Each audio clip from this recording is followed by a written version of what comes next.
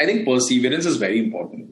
Being consistent and perseverant about your messaging to the customer, about your interactions with the customer is very important. It's my first international experience. It's a very different feel. It's a very different rush. And I wanted to have that experience. I was well thorough with the kind of products we sell, whether it is quantification of the value or how do we actually take it to the customers. It was a good time to test all of those things in the field and understand whatever you have worked on in the last few years with STL. I think it's very interesting. As soon as I moved, COVID happened.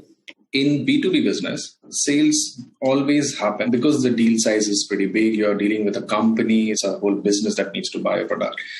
So obviously you have to do a lot of face-to-face meetings because the deal size is huge.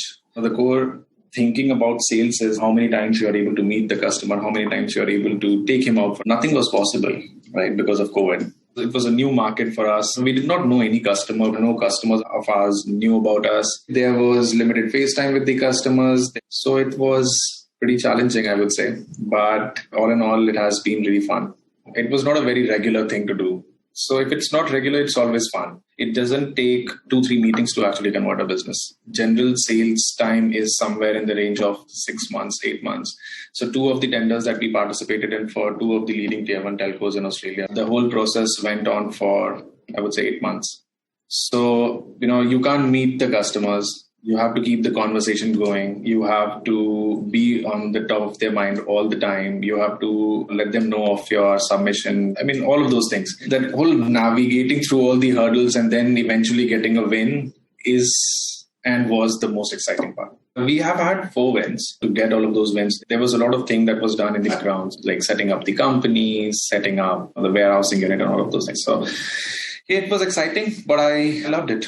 Everybody, right from Ankit to Venki to Sahu's team, Tenzing, Neha, Santosh, Jeetu, the entire fiber cable team that we have, and Vinod's team, oh my God, they are one hell of a team, man. We have pretty great products. We are almost at par with all of the leading fiber cable and interconnect companies have a local manufacturing setup. So they are able to service a customer's demand very quickly in, say, 5 days, 10 days, month max. Whereas we take around 3.5-4 months to deliver from India. No customer is willing to wait for 4.5 months. It was one of the major factors that was limiting our growth in the region. And hence we thought it is very important for us to factor in some local stocking as in our prices, and we take the plunge and open our subsidiary in Australia. And then we do a partnership with the warehousing company. Currently, we have stocked the optical interconnect products, all of it in advance for the customers. Who wants to fail, man? Nobody, right?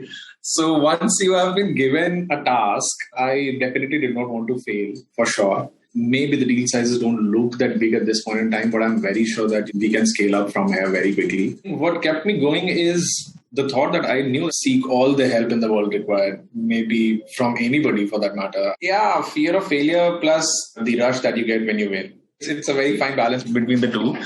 And so obviously I don't want to fail. And obviously I love the rush that I get after winning.